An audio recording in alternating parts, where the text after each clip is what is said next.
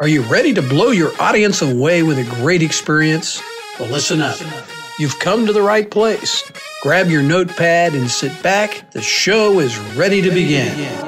Welcome to the Chris Rissy Podcast, where small business owners and entrepreneurs get firsthand tips and insight on creating ultimate personal experiences. Let's get this show on the road.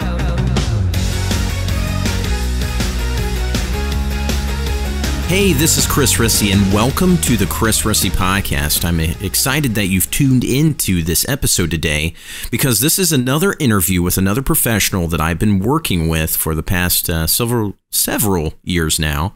And this woman I've really got to know, and she is all about communication. Her name is Susan Nelson, and her company is Communicate. And in our discussion, we really get into her story of how she got started and how she has grown her business. And it's really come down to relationship building. So I'm excited to share this one with you. So let's go ahead and get this one started. Hey, Susan, thank you for joining me today on the Chris Rissy Podcast. How are you? I'm great, Chris. How are you? I'm doing well. I'm feeling great. I love doing these interviews, and I love to talk to the individuals who I have on. So it's a very special time for me. Great. Well, thank you for having me on your program. No problem. No problem. So what I want to do is I want to go through a little bit of background of how you and I have a relationship together, and then we'll explore the story of Susan.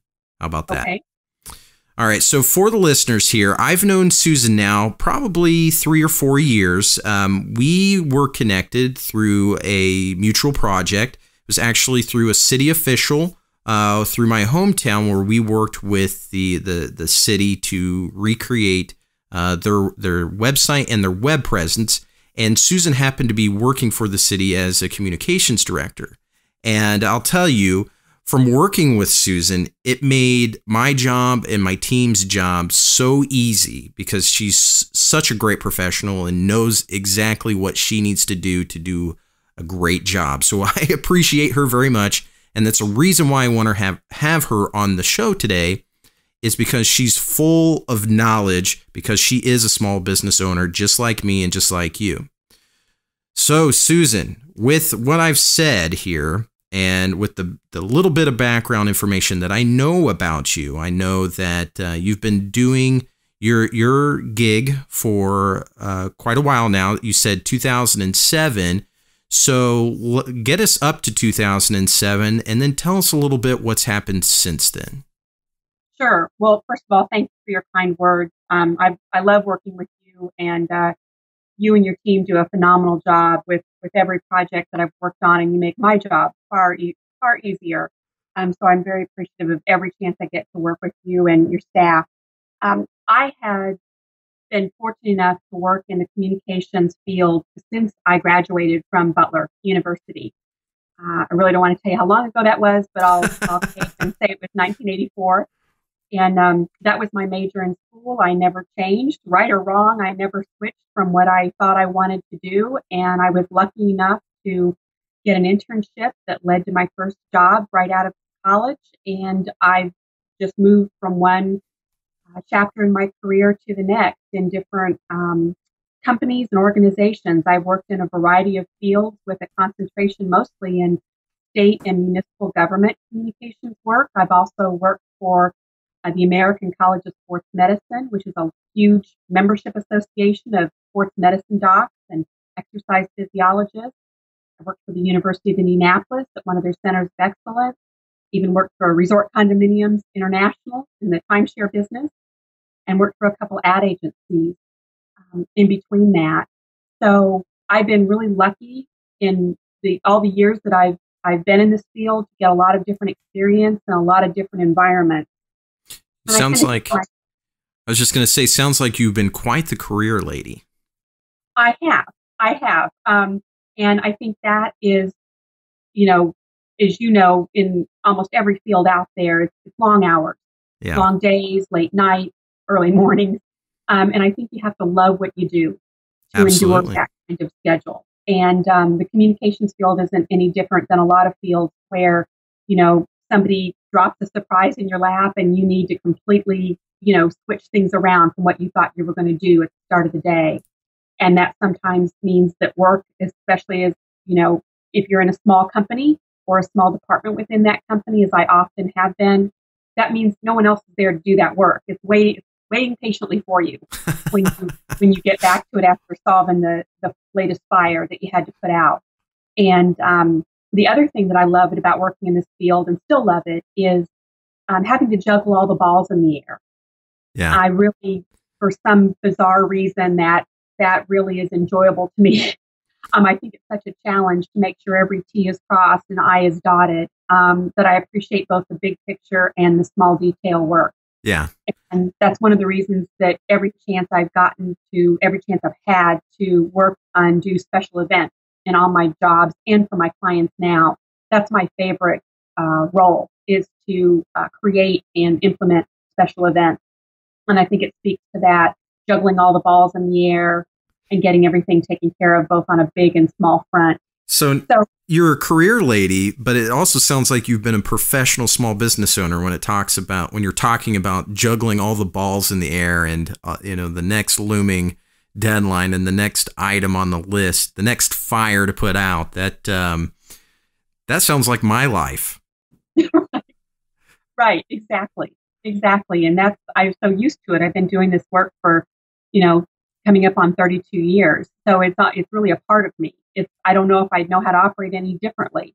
I bet I could, but it would be an adjustment. Or do you really want to work any differently? It seems like you're doing what you love and have been. I am. And again, I'm fortunate to be able to do that. Again, good or bad, I didn't try any other field or any other course of work in college. Perhaps I should have, but it just seemed to be my path, and it's what spoke to me. And again, I've been very fortunate to have some great opportunities to get a lot of good experience and a variety of experience in my career, to know what I like in the communications field, what I do well, and what I might not want to spend so much time on. Okay, well, so you've kind of started us in 1984. Bring us up to 2007 or slightly before that, where you kind of made the decision that sounds like you wanted to be on your own and continue to do the things you enjoyed, but maybe more on your time. Sure. And I think it was because of the variety and both the breadth and depth of the experience that I'd had in the field that gave me the desire and the courage to go out on my own. I think it can be kind of scary. I'd be surprised if someone wasn't a little maybe anxious about it. But I had been thinking about starting my own business for a while, and others had encouraged me to think about doing it in a real serious way. And I was preparing to leave my current job at the time in May of 2007. And a good friend of mine, as timing would have it, connected me with a person who ended up being my first client.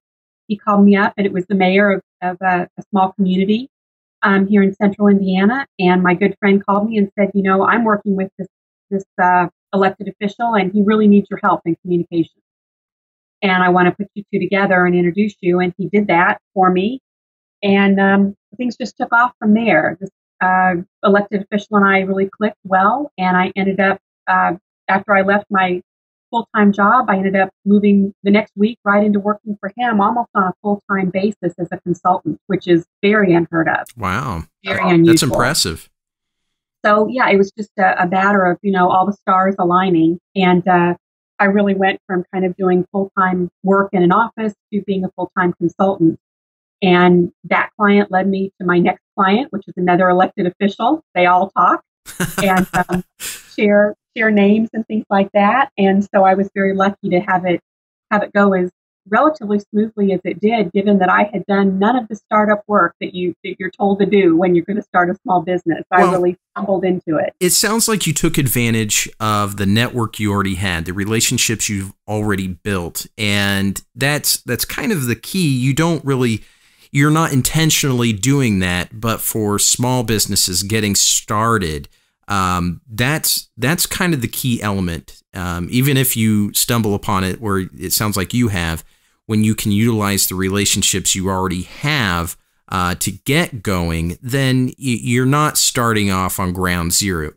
You've already built kind of a structure there where you can communicate with people. You can continue to find new relationships through the relationships you already have. And when you think of it that way, it's not such a hurdle to get started. So I'm glad to hear that you were able to essentially just hit the ground running because you already had connections, and it sounds like they just kind of fell into your lap for you. Absolutely. In that instance, they did. And I took it as a sign that, this is my opportunity to go out on my own and to sit back and say, well, I'm not going to do it because it's not happening exactly as it should. I thought was a mistake. And I, wasn't going to let that stop me. So I'm glad I didn't. I'm glad I didn't hesitate. And, sometimes you just, even though things aren't exactly lined up as you've been told they should be or as you would like them to be, I think you have to really seize the day and seize the moment. Yeah, I like that. The what is it? Seize the day, but what is it in Spanish? SOCKS. Yes, something like that. You spell socks. That's how I know how to say it. There you go. Okay, well that's great. For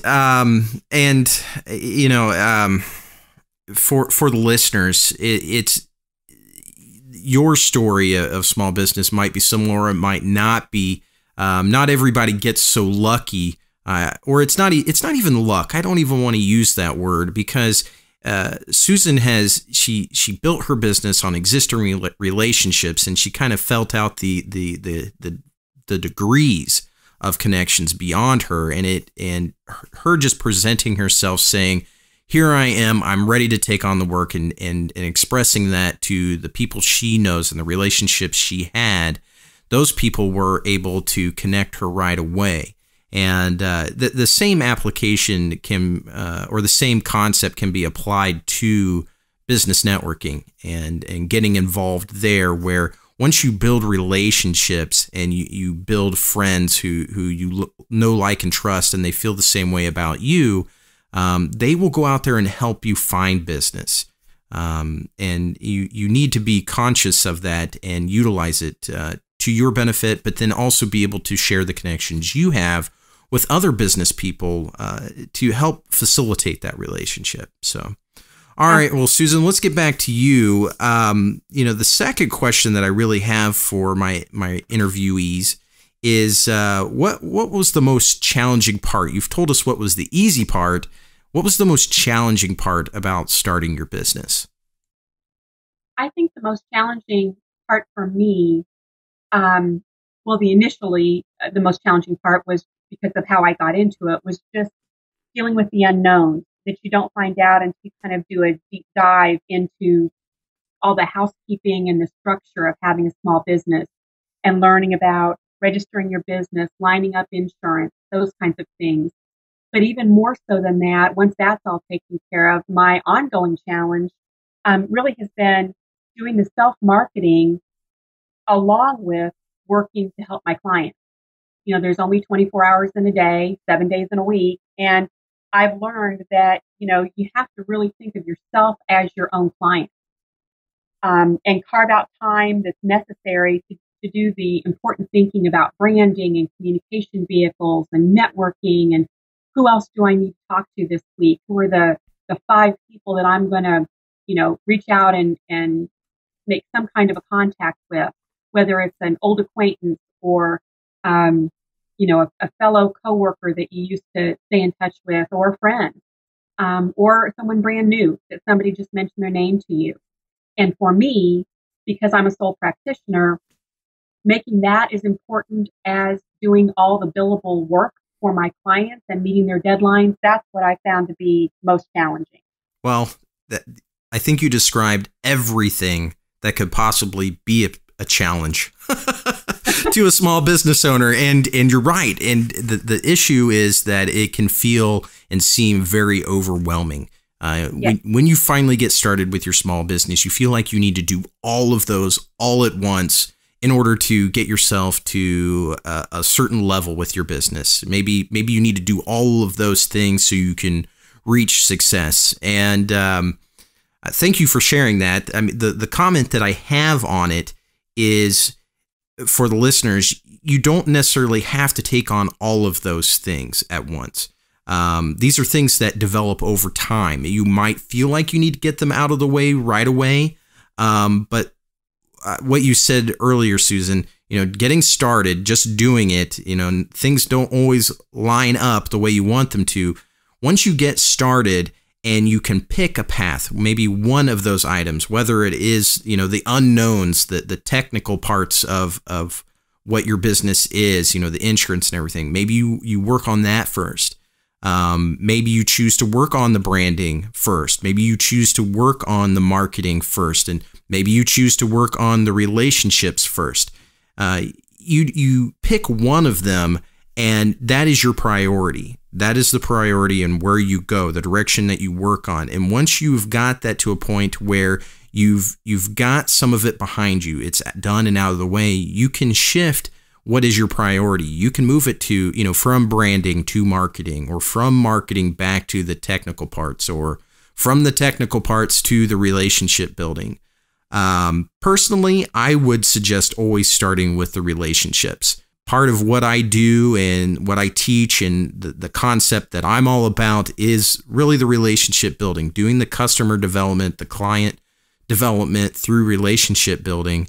And when you start with that, it can really help you know what to do with the rest, especially with branding and marketing. Once you know who your audience is and what their problems are and how you market yourself to them, how you continue to build relationships there, they will help you know how to market to them. They will help you know how to brand to them. And that will then, once you have an idea of how your business is going to operate, then you know what types of technical things, like what insurance you need to have in your business for whatever risks there might be. So there is an order of operations, but that order of operations, or that order of priorities, you have to determine.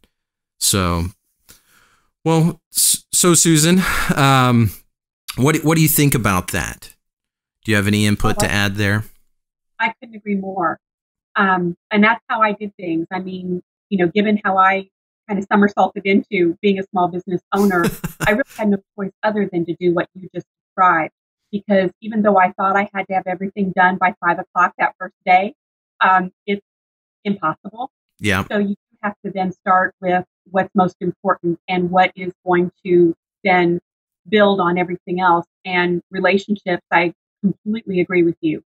That for me is the end all be all. Mm-hmm. Because if you don't have those, you don't have anything else. Yeah.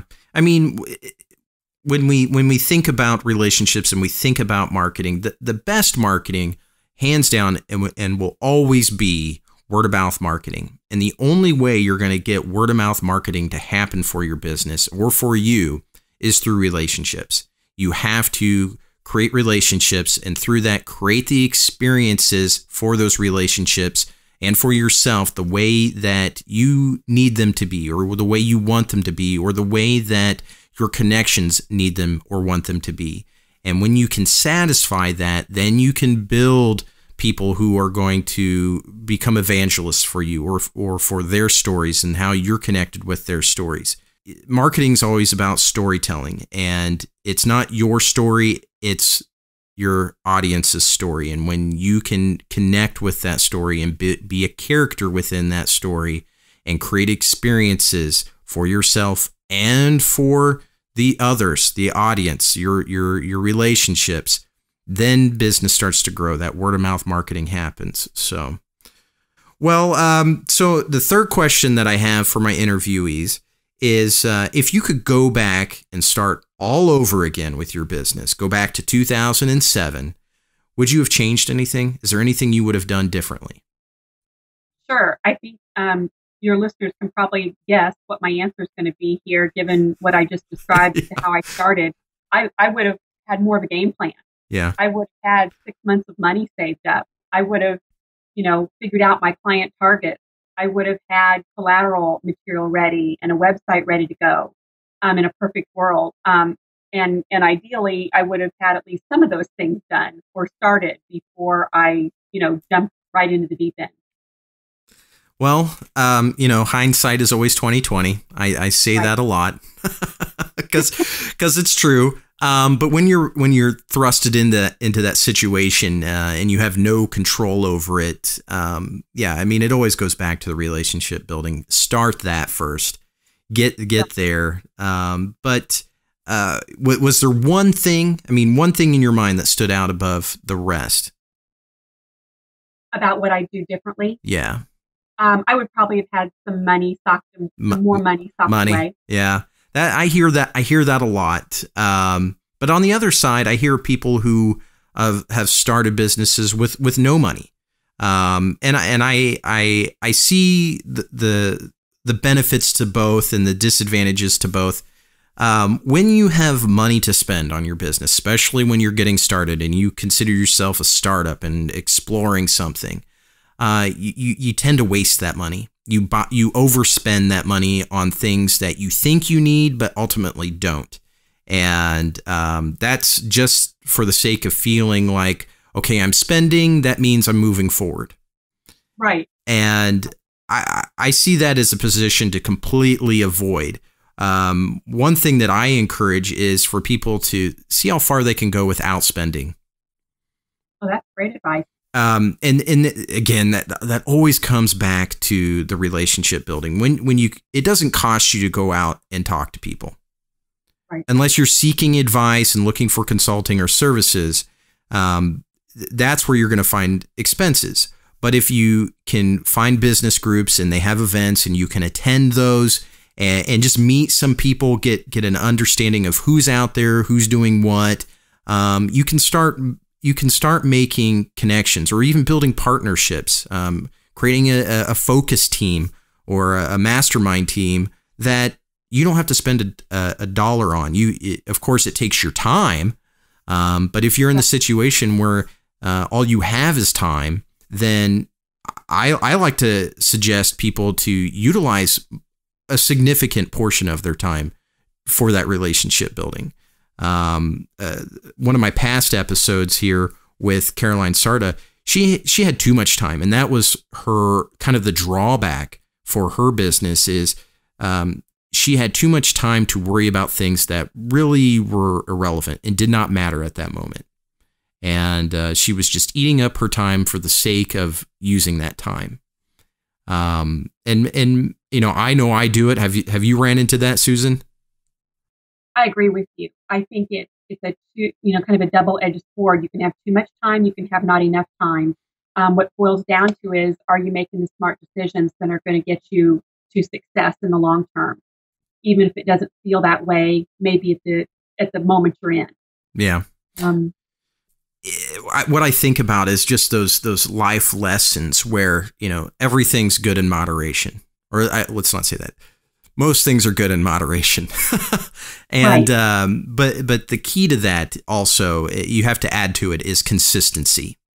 When you don't have to have a set schedule, but you should have priorities. And if you utilize your time effectively for those priorities and don't obsess on the priorities, you handle your priorities in moderation with consistency, you're going to see growth. You're going to have that compound effect where I don't want to say if you just dump a lot of time and effort into something, it's going to make something happen. It's when you can be effective and efficient over time that you're going to really see that growth. And that's even with relationship building. That's with marketing.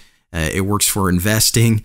It's just a good concept to apply to yourself. I mean, I like to think about it, let's say summer of last year, I made the decision that I wanted to lose weight. And it wasn't like I was going to go and lose that weight in an hour or in a day or in a week. I had some, I think I wanted to lose 20 pounds. And it took me probably 2 to 3 months to lose that. But if I would have had the expectation that, okay, I'm going to work hard today and maybe tomorrow, and all that weight should be gone, that is a recipe for failure. And so you can't set yourself up for the same situation in your business, especially when you're getting started, or even if you're a veteran. if you're going to work hard today, if you're going to work hard tomorrow and put in, 12, 16-hour days and expect something to come from it, you might get a little bit. But if you can break that up over time, the return is going to be far greater. Oh, absolutely. I couldn't agree more. And sometimes you need to, especially if you've been doing this for a while or doing anything for a while, a diet, a small business, whatever it might be, you have to let yourself, if you, don't do everything exactly perfect, you have to give yourself a break, know, because that's another way to obsess about it is I messed up yesterday. So therefore it doesn't matter if I mess up today, today and tomorrow. What matters is if you start fresh and go, okay, that was a little bit of a rough day. I'm going to start again back on my program again today. Yeah. And I'm glad you brought that up. The point of messing up. And one thing that I've learned, and I know so many people deal with this, it's the concept or idea of perfectionism. Everything has to be perfect, especially for your business in order for it to grow. And what I've found is the more I mess up, the better I become and the better my business is. And to the point where we try to make more mess ups happen. I know that sounds crazy and ridiculous, but I've found the relationships that we have built where we've maybe have fallen short at one point, it gives us an opportunity to come back and do it so much better and really go beyond those expectations. And that same philosophy then applied to our own selves, where we've messed up, but because we've reflected on it and not been so hard on ourselves about that mess up, we can now see and make that better and improve upon it. That doesn't mean the mess up's not going to happen again in the future. Maybe we do miss a deadline. Maybe we fall short of expectations. Part of that customer development process is, we can think we know what people want, but we really don't until they tell us. Let that happen. Let people tell you the way they need things to be done. What for your service or for yourself. Let you figure it out, what you need to do for yourself, for your business, in order to make it grow. So, okay. Well, this is great.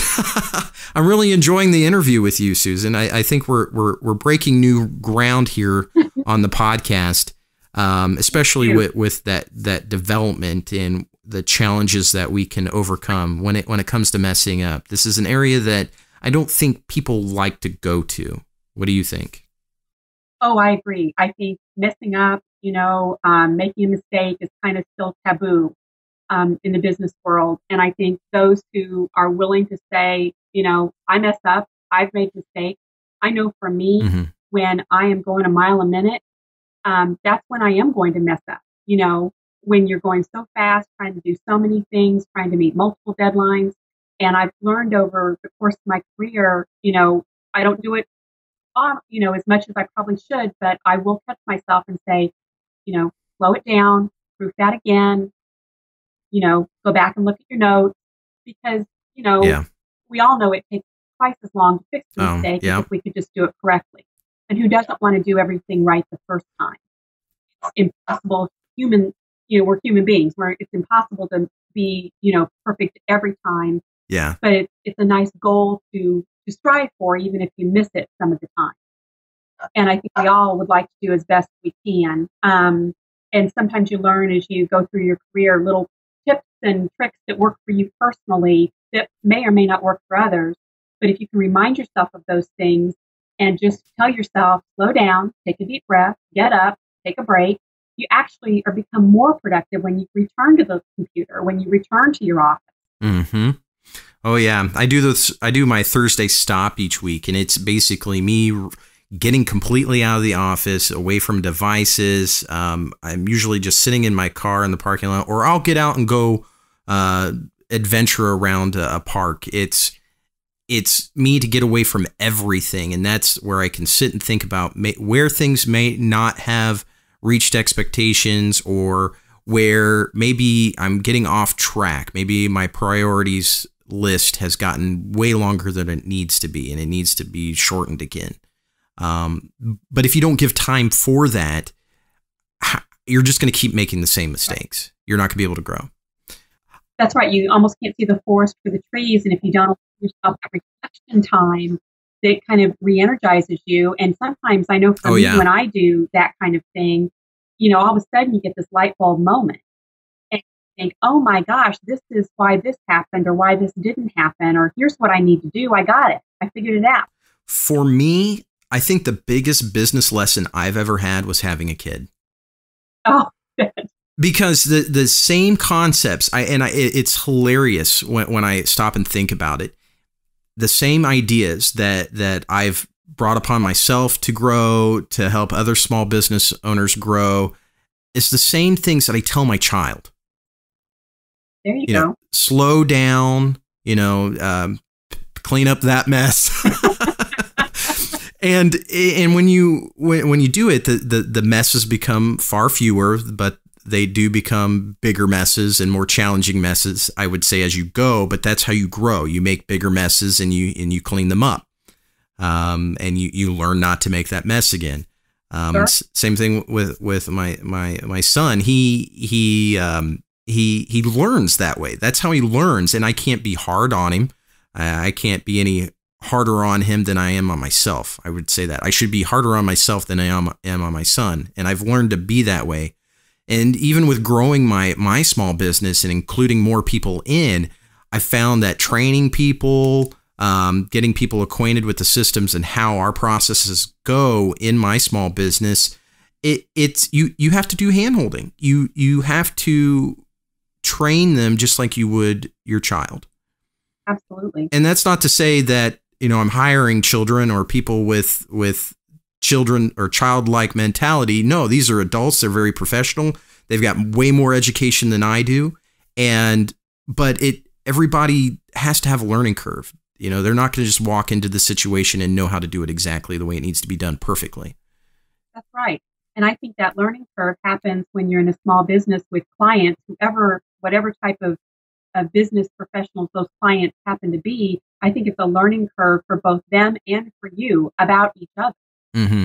Oh, that's true. And I've seen this in businesses getting started, as well as businesses that are 100+ people. There's always a learning curve, and that as long as you keep that curve tilted upward, your business is going to grow. You're going to learn to do more things. You're going to be able to grow that business. So, okay, Susan. So I want to take a moment here, and I want you to kind of explain to us a little more about what service you provide and the value that it provides to your clients and customers. Sure. Well, the name of my consulting company is called Communicate. And really, as simple as it is, it took me a while to come to that name because I was going in all different directions. But what I finally concluded was my name of my company needs to reflect what I believe in, what I value, and what I ask clients to work with me on. And all those items relate back to one word, communicate. So that's how I came up with the name of my business. And what the value that I bring is in building relationships, whether it be with a community and the citizenry they serve, or a small business and those customers that they serve. It's all about building relationships, and those relationships then translate into whether it's buying products or it's participating in an organization or becoming more involved in your community because you know what's happening and you want to get engaged and more involved and increase your participation. Even if it's that you want to come to a city council meeting because you don't like what's happening, at least you know why you're there because you become more informed. Mm-hmm. So I believe the value that my services bring, and those services range from anything from strategic communication planning to crisis communications, special events, lots of different writing, whether it be news releases or speeches, preparing people for media interviews. All those kinds of things are about information sharing and communicating. So whether you bring me in because you have a problem going on, whether you bring me to the table because you just want the word out about what your company is doing, you don't feel like your audience knows what you can provide, that's where I get brought into the picture a lot of times. Okay. Well, and I'm glad you talked about the cities and working with the cities, because whether it's government or small business, it seems like the term communication happens more with government and the term marketing happens more with small business, but they're essentially one and the same thing. Marketing is communication. It's strategic communication for your audience. And whether that's a city of citizens and who are concerned about what's happening, or it's a group of customers or potential customers for your business who have an issue, you essentially have the same approach. And when you think of marketing as communication, all of a sudden marketing becomes a lot easier. Right. Right. I agree. I agree. Well, cool. So thank you for sharing what it is that you do exactly. I think I now have a better understanding of what you do. I always knew you worked with the cities, but I've also seen you work with other clientele. And it doesn't matter if an audience is large or small. If you don't feel like you are great with your communication, but for your small business, there are professionals like Susan, or you can work with Susan directly to help with that communication. Susan, walk us through kind of what you would do then. Let's say, hey, Susan, I'm Chris. I've got a marketing company. I've got some challenges to overcome with my communication. What can you do for me? Sure. Well, the first thing I do is ask you to sit down with me and have a conversation. And that's where I do as much listening as I do talking. I'm going to ask you a lot of questions so I can understand specifically and exactly what your challenges are. I don't want to make any assumptions at that point, because your challenges are going to be different than the guy down the road challenges, even if you have similar services. So I ask a lot of questions to understand better what your specific challenges are, and then I work hard to be a great listener, to not only hear directly what you're saying, but read between the lines of what you may want to communicate to me, but you're not, verbalizing. Okay, and, I understand that. They, their needs are so deep within them. Their company means so much to them, as it should, that you can learn a lot. You can learn just as much by reading between the lines and then asking some follow-up questions based on what you're not hearing, if that makes sense. But then you can draw out that information that you need to have. And then I go back and I, put my strategic hat on and I think about things and I come up with, a proposed game plan. And we have another conversation and see how that hits you based on what you know about your company. You know your company obviously far better than I do. And what I've always believed, even when I used to work in, what I call a regular job where you go to the office every day, sometimes you go for opportunities and people say, well, you've never worked at a hospital before, or you've never worked at our company before. So, we need somebody who's done that. And my argument has always been, or my approach to get them to think differently has always been, you know what? I never worked in any of the other fields that I had never worked in before until I worked in them. Yeah. The field that I work in every day is communications, and I learn those other fields. And so then you're going to apply a lot of the same communication theories, no matter what the field is. Things like getting your message out there, that kind of thing. Telling the negative news yourself before someone does it for you. Those kind of principles are always going to apply no matter what the field is.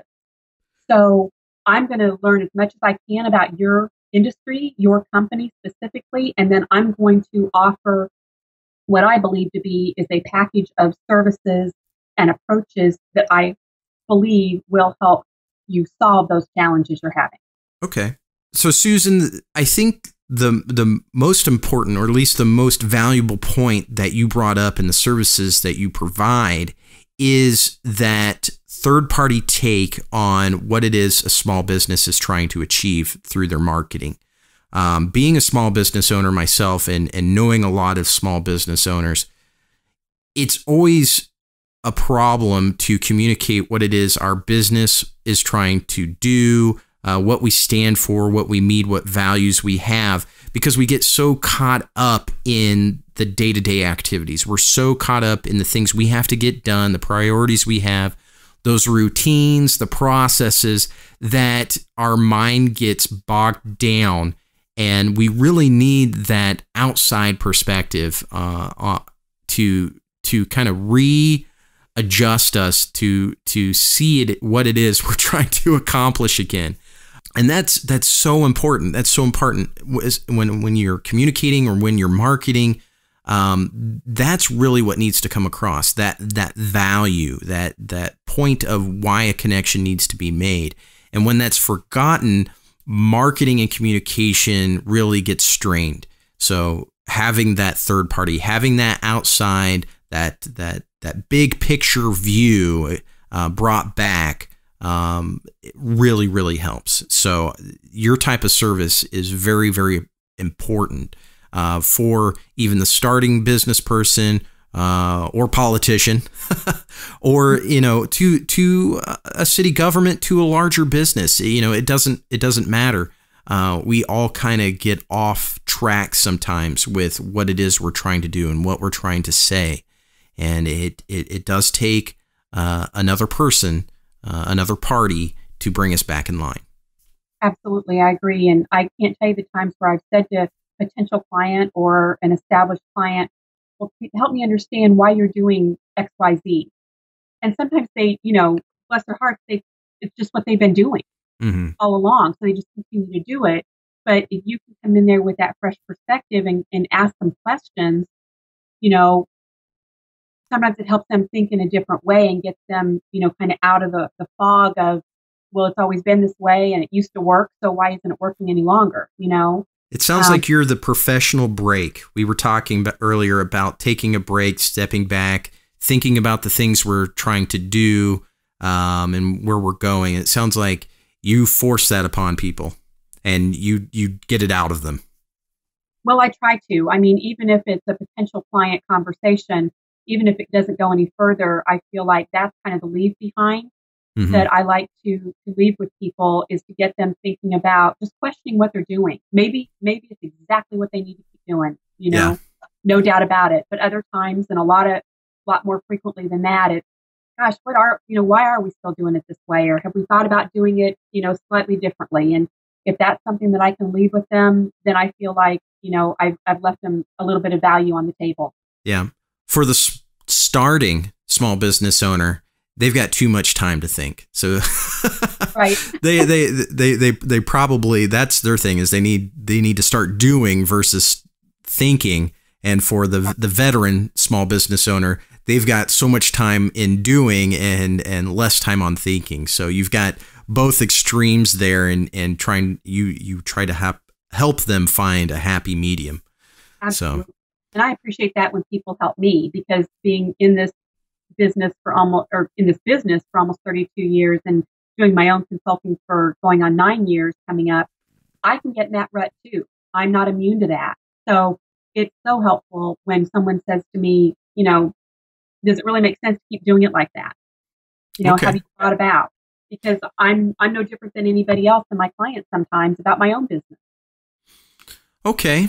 Well, the last question that I have for you is, what is it, that one thing in your years of business, that one thing that you've been able to bring in or focus on that has brought you success? If I have to narrow it down to one thing, it's relationships. Relationships. You said it often during our conversation. For me, it's relationships. That's the end all be all. I like that. That's how I feel too. Relationships, the end all be all. In relationships, they can be business relationships, they can be friendships, they can be acquaintances. It doesn't matter.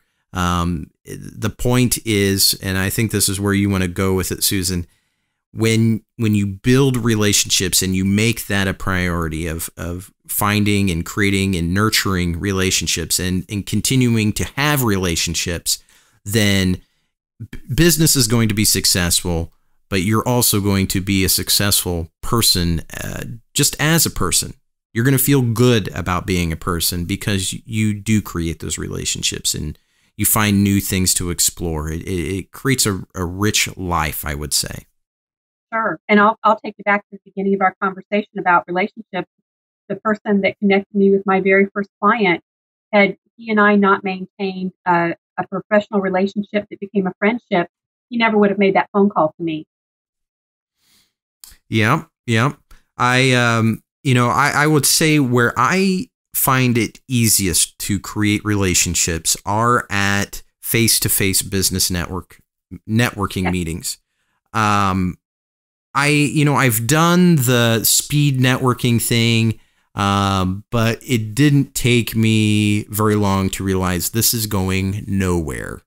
And it was just a waste of time, even though it was supposed to be quick. The speed networking thing was really a waste of time because nobody was there to build a relationship. Everyone there was just trying to make a quick buck, quick sale, and they had no interest in creating relationships.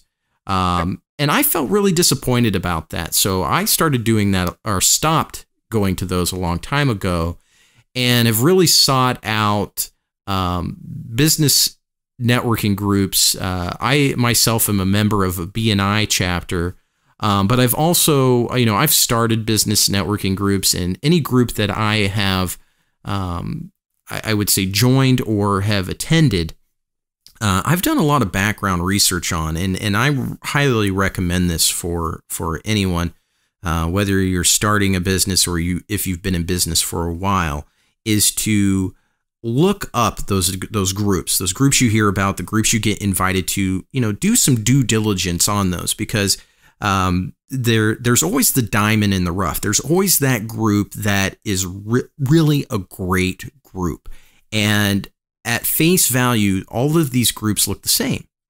Business networking is good, but you don't want to go to one where, again, nobody's creating relationships. Everybody's there to just drink coffee or throw a business card at somebody. And those are the ones that you're not going to get anything out of. If you want to build relationships, you need to go to the ones that have been around for a while, where everybody knows each other's name and they love to see new people and they encourage you to join.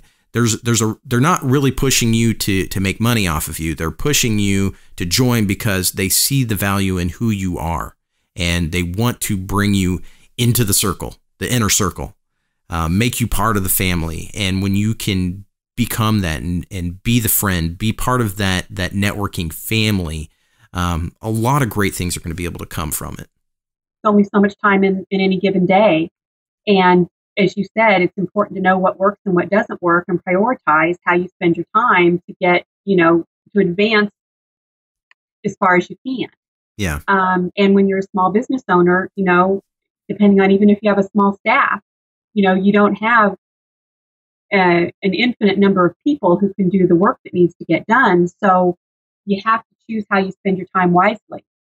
And for someone like me, who's on my own, except for those professionals that I, farm out work to from time to time, if I'm at a non-productive networking event, nobody's here doing the work. And that means that work may need to get done at 2:00 in the morning if I'm going to meet a deadline.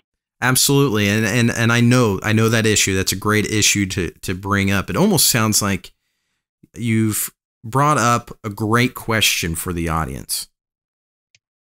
I have. We've been talking about relationships sprinkled throughout our conversation today. And my question for your audience then would be, if they agree that relationship building is paramount to their small business success, I'm curious how they apply time to doing that, and how much time do they feel is necessary or valuable in building relationships, both with new prospective clients and with established clients or customers. Okay. Well, I can definitely give you my answer on that, and maybe this will help people want to comment on as well to your question. The first thing, if they're listening to this podcast at all, they definitely have an interest in building relationships. That's absolutely what I stand for. And we'll iterate and reiterate that as much as possible. The second thing is how much time do you really spend on relationship building? And I would say every opportunity that you can. That's my short and quick answer. Now, to elaborate on that, that doesn't mean I'm in 20 different business networking groups in order to try to generate business. I'm actually only in one, and it meets for an hour and a half once each week. And, very little of that actual hour and a half, maybe 20 minutes total, is for true business networking. The rest of it is really for just relationship development, getting to know people. Nobody's really trying to sell anything during that time, because we don't want to get sick of each other trying to sell each other and buy each other's products. That's not the point. The point is to find other interests beyond the work where we can grow a relationship. And so with that kind of concept right there that I've expressed, that same thing goes in everything else that I do. Whether it's attending a function at my son's school, going out and hiking trails. If I run into people and, obviously if I'm at a school at one of my son's events, we have something in common. We both have children where we can have a conversation and find out what each other's childs are doing or what we both do professionally, and just continue the conversation beyond that point. Does a relationship start from that? Not always. Often it doesn't. But sometimes you meet people who become friends. And when you have a friend, you can trust them and you like what they do and what they stand for. And that makes it easy for you to then refer them business or for them to refer business to you. And the same thing, I've met amazing people going out bird watching. That, it doesn't sound like, well, how can you, strike up a conversation? Well, obviously we're looking for birds, so I will point them in a direction where I might have seen an oriole, for example. And people appreciate that. So I'm trying to give value no matter what I'm doing, even if it's completely unrelated to business. So that's my answer. I spend as much time as I possibly can building relationships. Absolutely. And I think if you look, every encounter is an opportunity. It almost becomes second nature to you that you kind of have that bent, whether, as you said, at your son's school functions, or for me, if it's wherever I'm at, it doesn't have to be, in my opinion, it doesn't have to be an official networking function in order to do some networking. Mm-hmm. And even if it's returning a phone call from someone, you don't even really know the nature, you're just being courteous and returning the phone call. Yeah. Just that responsiveness can make a positive impact on someone, and you never know who knows who. And, the funny thing, and one last thing that I'll bring up about that answer, it comes down to social networking. The same idea, the same principle is applied to social networking. You put yourself out there, or you put value out there in order to try to create relationships. It doesn't mean people are going to pick up on it, but there's always the chance that it will. And if you see others putting value out there, again, it's an opportunity for you to create a relationship with them. Where a relationship will absolutely not happen is when everybody's quiet and nobody's talking. Absolutely. So, okay, well, hopefully the listeners have answers as well. It was a great question.